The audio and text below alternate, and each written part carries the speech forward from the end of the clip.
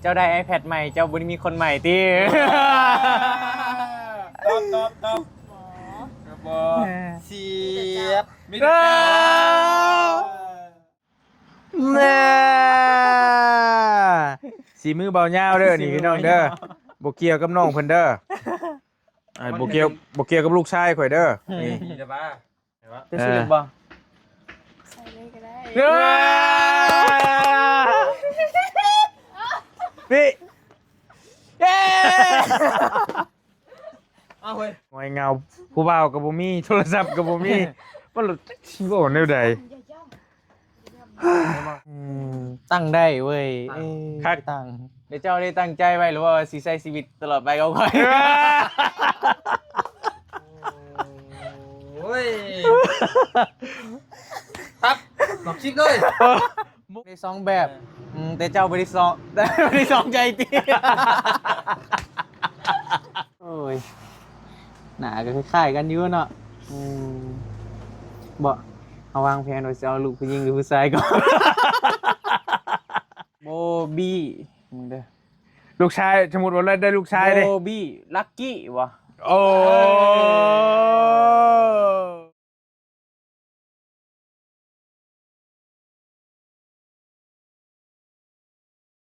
เซอร์ไฟร์ iPad แฟนครั้งแรก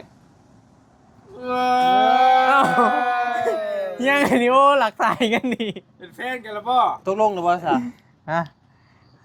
ว้า เอา เห็น ให้เลยพี่นะ เอา ได้นะ อ๋อแต่งรูปหน้าปกเด้ โอ้ เห็ดหยอกว่าวหยอก AI ว่าวหยอก AI ตัวแฟนสะดอก แฟดมันก็ออกแฟนวะ เงาของเขาเงา อืม ของเขาลูก ใส่มึงดูมีหูบยังไปเอาหูบไปเบิ่งดู เงาของเขาได้ลูกของน้องมันได้ลูก iPad น้องโบ โอ้ยชายคนไหนแพทใหม่เด้เนาะ ผัก อยู่กันเจ้า ดีใจสุด อยู่หันจะมีอันตรหัสป่ะ ๆบ่มีเลย คือยังไงบ่โลอยู่บ่แม่นบ่ โลมีอยู่แต่ว่าไปเบิ่งก็มันใส่ได้บ่นะมันโดน นี่ แล้ว คงมีได้ ให้เบิ่งดูให้ FC เบิ่งรูปก่อนเลยรูปใน iPad นี่นะ ก่อนก็ให้เบิ่งก่อนก็ งามได้เนาะงาม ไม่เรียนะเห็นแต่ของหนา ฮะ ทำรูปคลิป YouTube ให้หน่อย ไอ้คนบ่สำคัญเด้เขานะ ใช่มันคนละคน ผมก็ซูมมานะ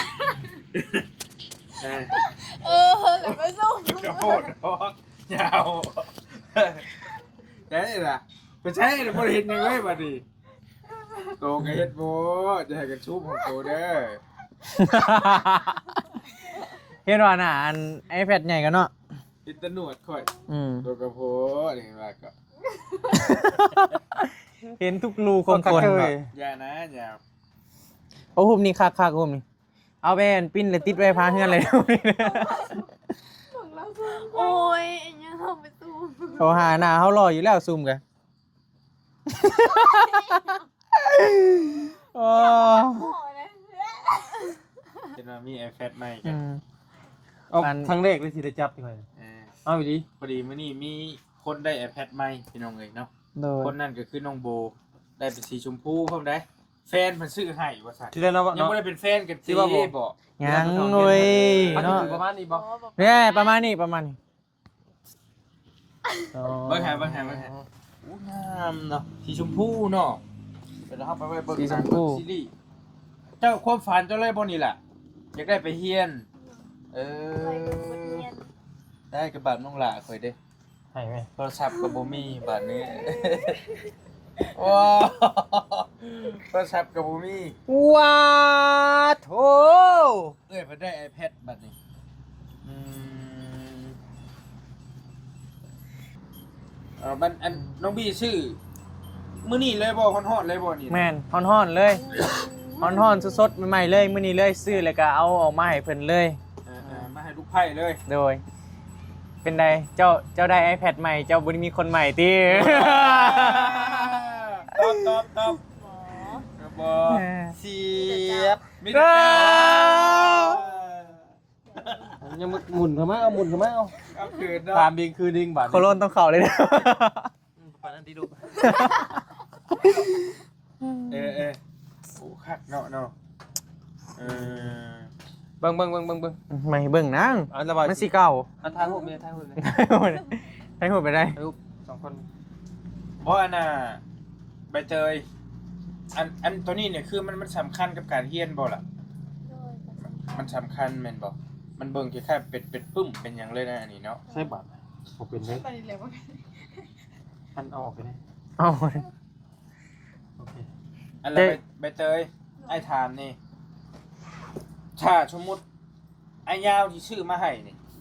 ไอ้ iPad กับ iPhone ให้หัวบ่ ตัวได้สำคัญก่อน ไอแพด iPad เอา iPad ก่อนบ่ ว่าหาสมุด แนม สมมุติหั่นน่ะ โดยบอกว่าอยากใส่เฮียนกันแต่ว่าโทรศัพท์ แน ใส่ ม ได้ เออ โอ้ยยาว เมื่อใดก็ได้ สิเป็น iPad ก็ได้สิเป็น iPhone ก็ได้เนาะเออ โทรศัพท์มันก็ถ่ายหูถ่ายพอดีถ่ายหนังสือได้อยู่ แค่ว่ามันหน้าจอมันน้อยซื่อเนาะแต่ว่าตัวนี้หน้าจอใหญ่แต่ว่ามันก็สิพกพาแบบพกพายากที่บ่อืม มันใหญ่เด้ ไม่บี้เลย ไม่หรอก ด้ลืมเปิด มันเด็ก ดีมันดังน้ำเจ้าอยู่กินคักบ่เฒ่า ครับ ขอบคุณเลย มาจะได้แล้วครับ มื่นเขาบอกเป็นอยากได้โอ้ย ประมาณ18,000เนาะ โดย อืม เบ็ดเซ็ต18,000รวมทั้งเคสทั้งนั้นทั้งนี้ มันใช้ซิมได้บ่ มันอันนั้นใส่บ่ได้ Wi-Fi เออ แม่น เชื่อมเอาเนาะ แม่น เชื่อมกับ iPhone อันนี้สินะ เขาเห็ดอัน เชื่อมกับโทรศัพท์เอา เขาเจ้าเห็ดออกมาเป็นนี้เด้แต่โตใส่ซิมหนาวแพงได้ ใช้ซิมได้ก็มี แพง แพงขึ้นอีก มีใช้ซิมอีกบ่นี่ มี พอได้พอได้บ่ แม่น เออ แต่ราคาตัวน่ะก็โอ้เอาเรื่องอยู่ เป็นอันนั้นเนาะ โดย เว้ย เฮ็ดยังไงเงา คือลิ้นกับหัวกับหยังอันนั้นบ่ลิ้นถืออยู่บ่ลิ้นน่ะ ไอ้เงา อันนี้ทั้งก้นได้ ทั้ นะ งก้นได้นะ เอาเห็นบ่ แต่มันก็ได้เบิร์ดสีด้าน เลยเดี๋ยวมันหมุนได้เบิดเด้ โดย แต่ความหมายว่าตัวไปลิ้นทั้งก้นมันทั้งหัวมันจักแนวใดก็คนบ่เคยมีติเฮ้ยอืมเออ ไปแล้ว กดไปเลย คือตอนนี้เฮากำลังเก็บเงินซื้อโทรศัพท์ให้ใบเตยเพิ่นอยู่พี่น้องมันยังบ่พอเนาะ พอคลินิกกับบอลลี่มาเซอร์ไพรส์เพิ่น3,000 บาท แต่ว่าน้องเพิ่นก็มีแล้ว 3,000 น้องบี้มอบให้มื้อนั้นเด้ถ้าว่ามันจำเป็นอีหลีก็อาจจะเอาเงินเก่าน้องเพิ่นออกมาแล้วก็มาซื้อโทรศัพท์ให้หั่นน่ะ เอาเป็นรูปหน้าจอเลยบ่นี่ จะป้า พี่น้อง โอ้โหคนหลินมันเป็นทางต่างนะจ๊ะเรียบร้อยโอ้ย เบิ่งหาว้า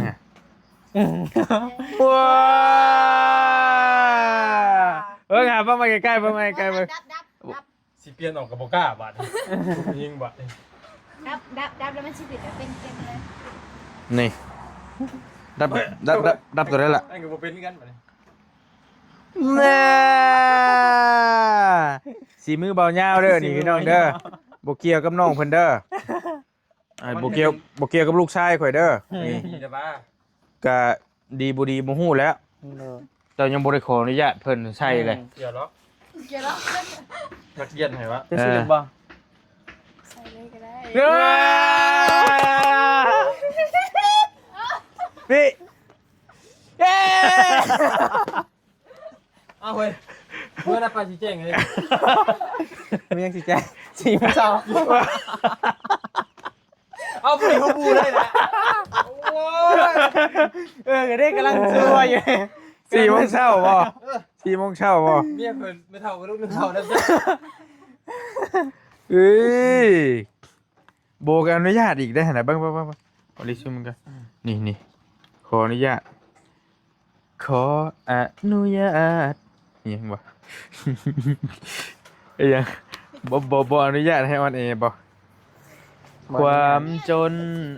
บ่อนุญาตให้เราอ่อนแอ แต่ความพ่ายแพ้ ก็บ่ได้แปลว่าต้องมองหมด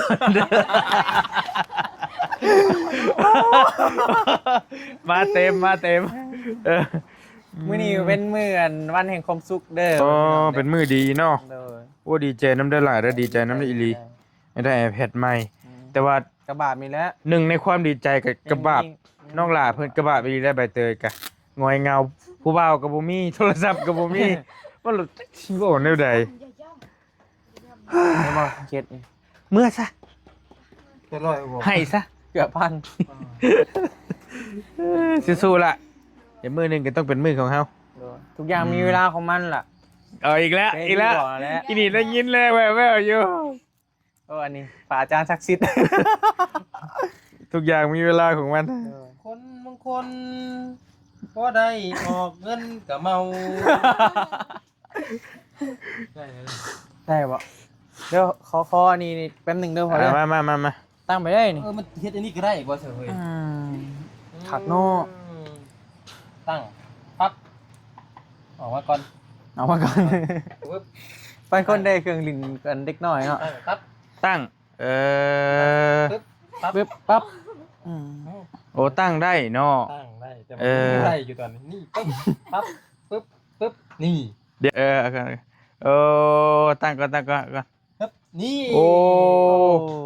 มันแม่นบ่วะ ตั้งได้เนาะยาวเนาะ โอ้ตั้งได้เนาะ เออ ผักมวย ตั้งได้เนาะ คัก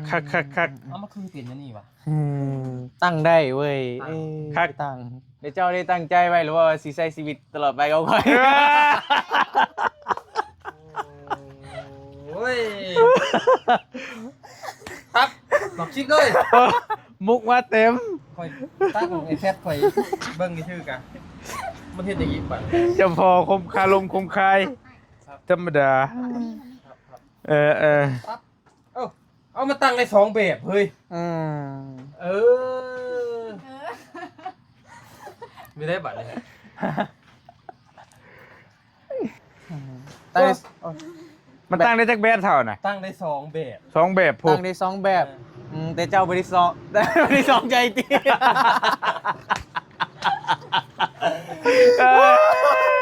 เขินก่อนเลย ตอบนี้ หมอ เจ๊ ใจเดียว จะเดียว ใจเดียวอยู่ไซเลย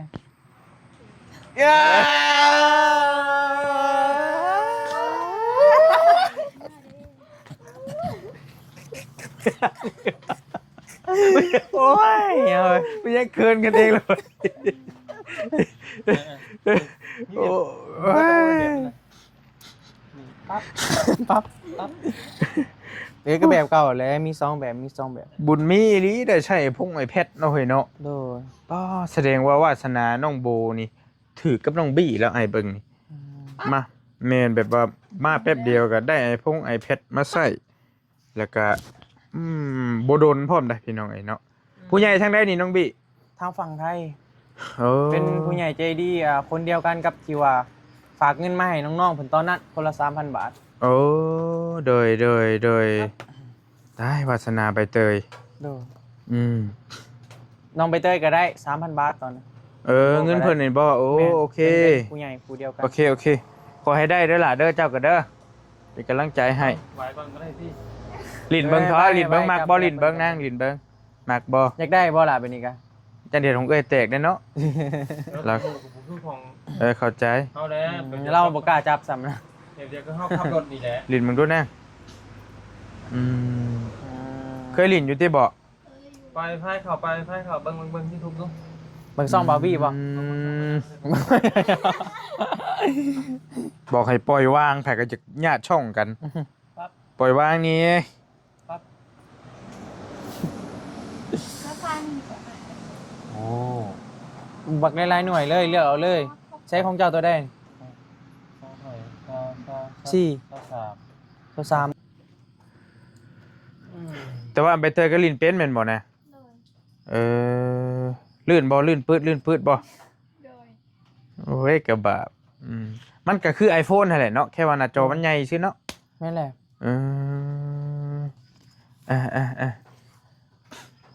โอเค แล้วบี้แบบว่าบี้โบลินมึงดูบลินน้ำกันแบบใกล้ๆเห็นนะลินมึงดูสองคนเจ้ามึงดู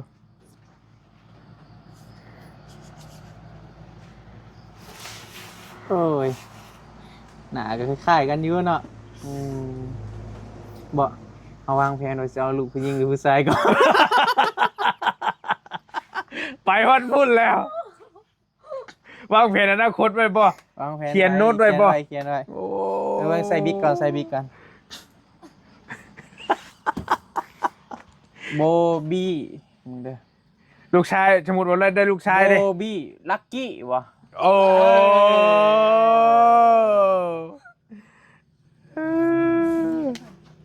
ให้มีแต่ นี่คักไว้มันตั้งได้มัน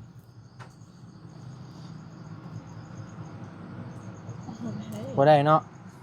มันต้องบิ๊กของมันเองเด้อสิเขาให้เบิ่งเด้อเอาซ่องเจ้าไว้ยาวกำลังเสียม Wi-Fi ได้ปะ ได้อยู่ Wi-Fi เฮาแต่มันช้าเลยเฮาบัดได้เด้นี่เบิ่งเฮา2คนบ่เบิ่งอนาคตของเรา2คนเนาะเบิ่ง ถอนหายใจได้นี่ก็บาปได้น้องหลายเนาะ ใช่ป่ะก็ YouTube ยังบ่ได้โหลดมาเด้เว้ยยังบ่ทันโหลด YouTube มา ต้องตั้งแอปเปิลไอดอกไอดีอีก แม่นต้องได้ตั้ง ID หลายอย่างอยู่อย่าดอกน้องเพิ่นเคยใช้อยู่ โด อืม ปิดซะเครื่อง Wi-Fi เนาะจ่าย Wi-Fi สิเบิดแต่ใจบ่มีเบิดได้เลย เต็มหมูก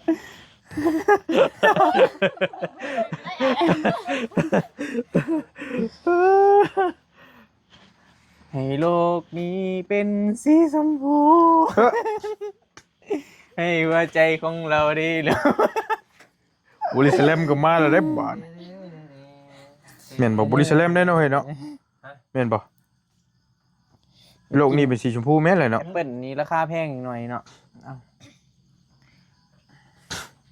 เป็นไงความรู้สึกมึง ดีใจ ดีใจ ดีใจแฮงบ่คิดว่าสิได้ บ่คิดว่าสิได้ข่อยไปเป็นแฟนฮะ ปี เอาดีๆปรินละ ก็ ความรู้สึก ดีใจแหละบอกว่าถึง บอกว่าที่ โดย ของล้ำค่าที่สุดได้นี่เนาะที่เคยได้นี่เนาะ โดย โอ้มันขายกับแพงได้ ก็บ่คิดว่าสิได้ บ่คิดว่าสิได้อันอยากได้ดนแล้วบ่จักปีแหละ ก็โดนเติบแหละ จักปีแล้วล่ะ ปีปลายแล้ว ปีปลายอันนี้มันก็ออกประมาณนั้นแหละออกตอนใหม่ๆก็คือเจ้าสิอยากได้ตอนนั้นแล้วเนาะอันนี้มันก็ออกมาผ่านมาประมาณปีปลายแต่ว่า iPad นี่อันนี้มันก็มันเข้าผลิตออกมาแทนหรือบ่แต่ iPad บ่คือโทรศัพท์ใดว่ามันขายบ่ดีปานใดนะก็เลยว่าด้นได้จึงผลิตออกมารุ่นนึง ให้อ้ายว่าบ่ ว้าว บ่จัก เพิ่นว่าในห้างน่ะดอกแต่บ่ฮู้ว่าอันนี้เป็นรุ่นนะบ่แต่มันก็น่าจะมีออกมาประมาณรุ่นหรือว่ายังบ่ทันออก มัน เพิ่นว่าด้นอยู่เพื่อสิผลิตออกมา นี่มันก็ แต่ว่ามันโมเมลมีคนดินเลย แม่นมันส่วนหลายมันก็มือถือมันพกง่ายเนาะ โดยแม่ อันนี้มันพกพายากอยู่ได้เห็นว่าก็มันใหญ่เด้ อันนี้มันใหญ่เด้ มันเป็นคอมเลยน่ะ แม่นเลยใส่เฮ็ดเวียกโอ้ อืม มันใส่ได้หลายได้ แม่นแต่ว่าคันว่าเรื่องความอันนี้มันก็หน้าจอมันใหญ่เฮาเบิ่งหยังมันก็คัก โดย เบิ่งซีรีส์หยังมันก็มันใหญ่เด้เต็มตั้งไว้เลยหั่นน่ะ เบาเรื่องซีรีส์คักเด้อ ครับแล้ว อ้าว สปอยหนัง โอ้ มาเต็ม มาเต็ม มาเต็ม เจอกันเถิดต้องโทรเด้อ โอ้ งานซีรีส์ได้ค่อยนะ ข่อยก็ว่าสิได้มาเบิ่งซีรีส์กับน้องโบแล้วซะเนาะ เสีย โอ้ข่อยก็เนาะ อยากเบิ่งซีรีส์บ่หรือจังได ฮะ หรือจังไดอยากเบิ่งซีรีส์บ่ อันนี้มุนรักที่ยังนี่นะ กำลังจะเข้าได้เข้าเข็มอยู่แล้วที่นี้นอน มนต์รักไปสิอีกมันยังมนต์รักน่ะ มุนรักที่ กระตูบน้อย กระตูกน้อย ต้นยังต้นมังมี่ ไปแล้วอันนี้โอเอฟซีเป็นซิงงเลยที่มันเอาเจ้าอย่างว่ายังก่อนเจ้าอย่างว่ายัง สมองมันจูนบ่ทันแล้วทางนี้ อยาก จ้ะ เบิ่งซีรีส์หรืออยากเบิ่งหยัง แม่นจะว่าสิมาเบิ่งซีรีส์แม่นบ่มันมี iPad อยู่เฮือนน้องโบ แม่น และจะว่าสิมาได้มาเบิ่งซีรีส์อยู่พี่คุมือแม่นบ่ โดย อยากมาเบิ่งซีรีส์หั่นบ่ อยากมาเบิ่งความน่าฮักของน้องโบ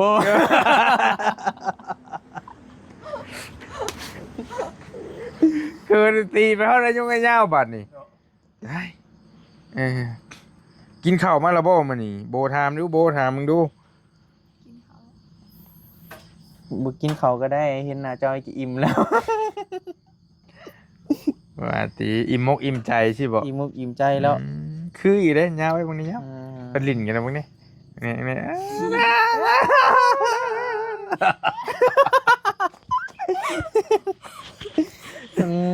เด็ก เจ เนี่ย อไงนี่เจอไงนี่ อ่ะลองอันพี่สมมุติว่าอยู่นี่มีแต่เจ้า2คนนะลองเบิ่ง มีเฮาสองคนบ่ เออ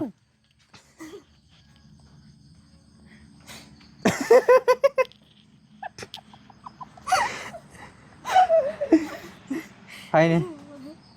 บ่คนที่ตลกที่สุด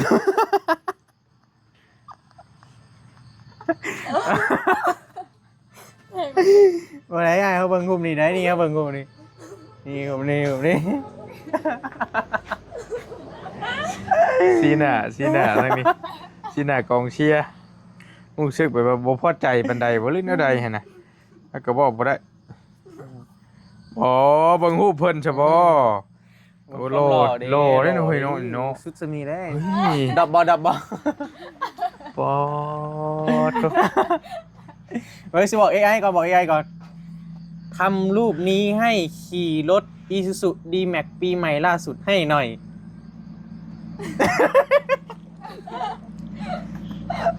ได้เบิดเลยแม่นบ่ ฮะ ได้เนาะ ได้หมดเลย เดี๋ยวจะหน่อยความฝันจะเกิดเป็นจริงแป๊บนึง ได้บ่ฮะ ยังว่าหยอกเป็นซื้อ สู้ๆท่าสู้ สู้โอ้สบายเลย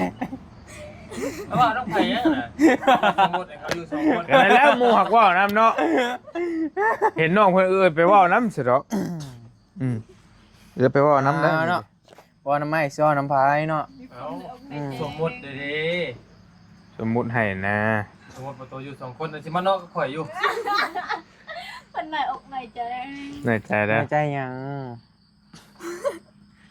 เครียดบ่ เอชซีคือได้แล้วติ SSC ก็ได้เลย บ่มีนะมันยังได้อีกจัง อยากได้ยังสมมุติว่าอยากได้อีกสมมุติอยากได้ยังอยากได้ยัง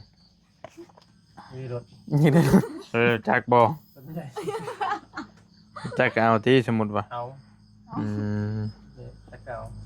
สิตื้มให้บ่อีก มันขาดเท่าไหร่ล่ะ 300 บาท บาทบ่ 300 บาทเรื่องไม่ได้อยุทำน่ะ กีบ 300 ล้านกีบ4-5 แสนกว่าบาทเนาะ 300 ล้าน100 ล้านมัน1,500,000 4,500,000 4แสนฮะ 4,500,000ป๊อตก เมื่อวันนะสมมุติว่ามีแต่เจ้าเด้อ เอาบ่ได้ยินได้กี่นี้นะ เอาใบเตยก่อนเป็นได้ไดโทรศัพท์ให้ถามตอนนั้นน่ะเป็นได้ได อ๋อดื่มได้นี่เนาะ บ่เพราะว่าให้ถามว่าโทรศัพท์ คนเหยียดตะเวนผู้ ตัวหนึงหั่นเด้ อดเหี่ยวไว้เลยบ่ เบิ่งหา ปั๊บมี 13ธรรมดา5ล้าน4แสน เบิ่งหา แต่ว่าบ่ทันมีโทรศัพท์ อ่ะบ่ให้ส่งรูปมาเบิ่ง เติมแล้วบัดนี้ กะยาบ่เป็นหยังส่งรูปมาให้เบิ่งนี่ ส่งรูปมาให้ไอ้เบิ่งนี่ 4เอง แต่ว่า 5ล้าน4มันเป็นเงินบาทเท่าใดเดี๋ยวคูณให้เด้อคูณให้คูณ โอเคเจ้าเกี่ยวกันเงินนึง บ่เก่งว่าได้ดอก 7,000ปลาย 8,000นี่แหละประมาณนั่นแหละ ไปเดี๋ยวสู้เอาพอใส่เลย คูณบ่ซะ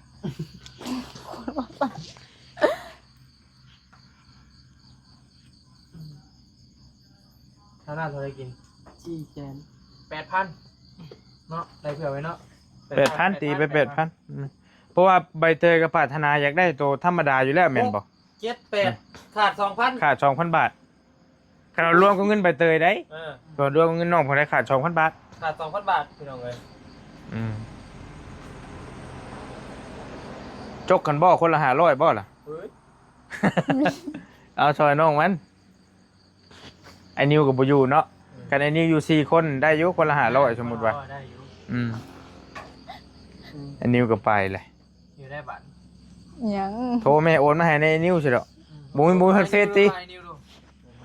บ่มีเอาใจเรายังโทรเจ้าอ่ะ แม่นเลยเนาะโอ้ยขอโทษไอ้ขอโทษโอ้ยบ่ได้ตอกย้ำมันลืมอีหลีเอ้ยเนาะยืมของเอ้ยโบให้แล้วลิ้นก่อนบางทีเอ้ยโบลิ้น iPad เจ้าก็ลิ้นโทรศัพท์แล้วบางทีเราลิ้นเจ้าโทรศัพท์แล้วเจ้าก็ลิ้น iPad เราก่อนเราใจดีตินี่เราบ่ได้ให้ติ ใจดีขึ้นหน้าตาอยู่วะ ไอ้ลีมันกันนี่แหละ ใจดีป่ะเอาตรงๆเลย โดย ท่านผู้ใจดีคือสิอยู่น้ำบ่ได้ดอกเนาะอยู่แต่หึงเลย เมื่อรักโซก่อนยาว เออ ปากให้แต่ใจดี จะป่าให้บ่เจ้ากะ หายอยู่นั่นนึง คนมีใจได้เนาะเป็นหยังสิบ่อยากให้อยู่ใช้หัวใจตอนนี้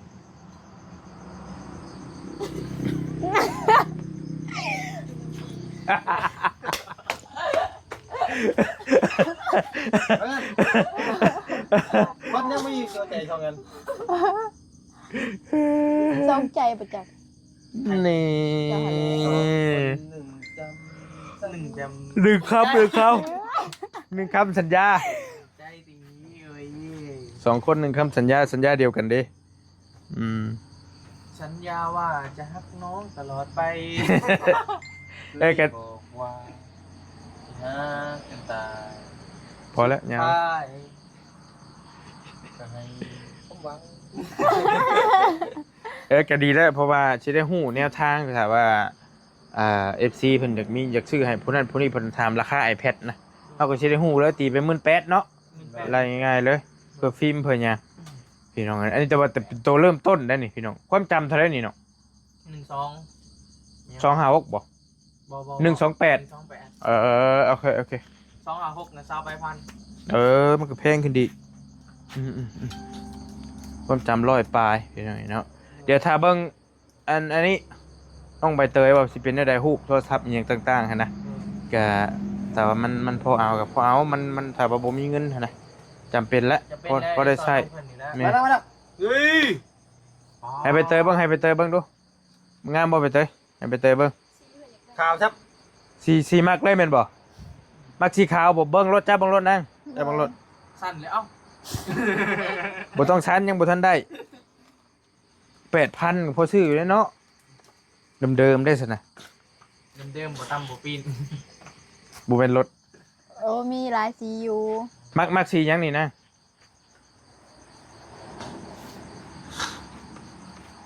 สีบ้านเฮาเอิ้นสีบัวหรือว่าสีชมพูอ่อนสีขาวแล้วก็สีกรมนี่สีหยังจะมักเอาตรงๆเลย สีบัวเฮา สีขาว มักสีขาว โดย ลองจากสีขาว สีบัว สีบัวเนาะโอเคมักคือกันเลยไอ้ก็มักสีขาว สีบัว เดี๋ยวบิจะมักสีหยัง เอาบ่มักสีโบ ว้ามักสีโบ บัว สีบัวลืม พอสีบัวไว้ละ สีกล่องของเราเลยสีล่มหมดแล้วโอ้ยเนาะขนาดนี้ไม่แค่จิ้มได้เนาะ มักสีโบ น้ำจิ้มใช่ไหม น้ำจิ้มเลยน้ำจิ้มเลย มันจะหัวตัวมักซีโบเลยติบอกไว้ที่บ่เช็ดน้ำตาก่อน เซฟน้ำตาง ามเนาะนางเนาะแต่ว่าหาร้านนั้นได้ยี่ดอกโตแล้วสมมุติว่าหั่นนะเครื่องเดิมบ่ได้แพงบ่ได้ชอบบ่ถามให้ตื่มเนี่ยอยากซื้อซอยน้องเพิ่นก็ว่าไป เดิม เดิมแม่นบ่โอเคแต่เดิมเราพอซื้ออยู่หาร้านนี่ธรรมดา นี่ก็พูดแจ็คนี่เนาะดีชื่อใช่เนาะ ได้เนาะนางเนาะตัวนี้ก็งามได้เนาะ iPhone 13พี่น้องเนาะมันก็บ่ได้วางหยังสูงดอกประมาณเห็นนะตัวนี้เฮามีเรา 6,000 น้องเพิ่นมี 6,000เด้อสุกุลเบิ่งมันเท่าไหร่ 4 ล้านตามอายเบิ่งนี่ขาด1,000 กว่าบาทนึงแต่สุ สี่ล้าน โทรศัพท์กันอะไรก่อน 5 ล้าน4เนาะก็ว่าเรารุดได้5 ล้านน่ะนะก็โอเค ทำสิได้เด้ เอาลองเบิ่ง ทำบ่ได้เด้ บ่ไล่ก็ต่ออีกรุด200,000ก็เอา ไม่ได้จะก็ตื่นให้น้อง ทำแบบจำๆเนาะ แม่นกี้แล้วกว่าสิเห็นว่าก็มื้อนั้นก็ซื้อน้ำอันนั้นน้ำให้เจ้าเพลงเลย บ่รอกก็ได้กับแน่บ่ได้เด้ บ่ไล่ก็เอานะใกล้ๆนี่บ่ได้หยังเนาะ ไม่ได้ไปส่งไกลเนาะ ต่อแล้วนะ ได้น้องบ่ค่อยฟัง โบได้ในหน้าไปจักนี่บ่โอ้หมูยาว มาดีเนาะมากินกันพี่เนาะ อย่าว่าเก็บหาเก็บ10 อ๋อปานนั้นที่เฮ้ย หมูเนาะมีพันในหน้าจักดอกนี่ ส นะ บายสิ่งเนาะจำเป็นเลยเหรอ เอ้อดเอาเด้อล่ะเด้อจะได้ก็ได้สู้ๆเนาะเดี๋ยวก็ได้แล้วมันยังบ่ไกลแล้วความฝันก็ได้ ตอนนี้แมนใกล้ชอดฟังฟันแล้ว ใกล้แล้ว 95%แล้ว อืม เด็กน้อยนึง เออ เอ้ยเนาะไอ้ถือเลขเด้สิเติมเต็มความฝันให้เจ้าเลยตอนนี้ไอ้เติมเต็มให้โบไปเบิดแล้ว เงย ผมเป็นยังไงเติมแล้ว เติมแล้ว เอาขออยู่ผู้เดียวดีกว่าเนาะอุ้ยจะบาป อยากอยู่เงียบๆเพียงเรา สองคน โยโย ใส่ โอเคอยู่ดีมีแห้งไงไปเข้าห้องน้ำก่อนแล้วจังว่ากันเด้อ สบายดี สู้ๆเด้อยินดีน้ำเด้อน้องโบเด้อเสียใจน้ำเด้อ อุ๊ย หยอกยินดีมีแห้ง เป็นยังไง พี่น้องเอ้ยเนาะแล้วจังว่ากันบ๊ายบาย สบายดี